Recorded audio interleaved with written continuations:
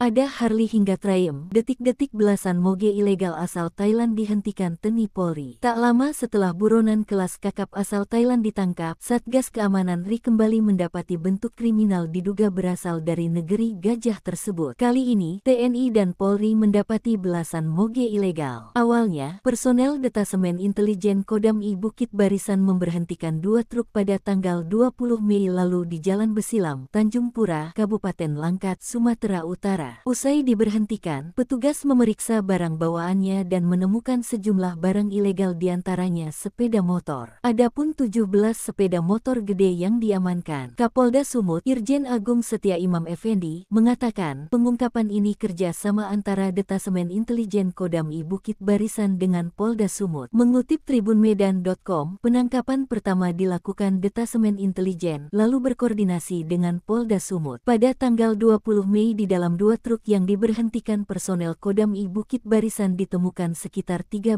motor gede. Kemudian dikembangkan hingga akhirnya polisi dan Kodam menemukan 4 motor merek Triumph di Dusun I Pasar 4, Kuala Namu, Kecamatan Beringin, Kabupaten Deli Serdang. Polda Sumut, Kap Irjen Agung Setia Imam Effendi, Selasa tanggal 4 Juni tahun 2024 mengatakan yang ditemukan bukan hanya motor. Petugas juga menemukan 2 ekor anjing jenis pitbull, 63 ayam Bangkok, Thailand, kemudian spare part dan obat-obatan. Hasil pemeriksaan sementara, semua barang ilegal dikirim dari negara Thailand. Jalur yang digunakan, yakni melalui Pelabuhan Tikus di Kecamatan Seruai, Kabupaten Aceh Tamiang, Provinsi Aceh. Rencananya, barang diduga ilegal akan dibawa ke sebuah gudang di Lubuk Pakam, Kabupaten Deli Serdang sebagai tempat singgah sementara dan selanjutnya akan diedarkan ke sejumlah daerah. Dari pengungkapan ini 5 orang berhasil ditangkap, 4 diantaranya Praja Taufik dan Waryadi sebagai sopir, Syahrudin dan Ponidi sebagai kernet truk pengangkut barang ilegal.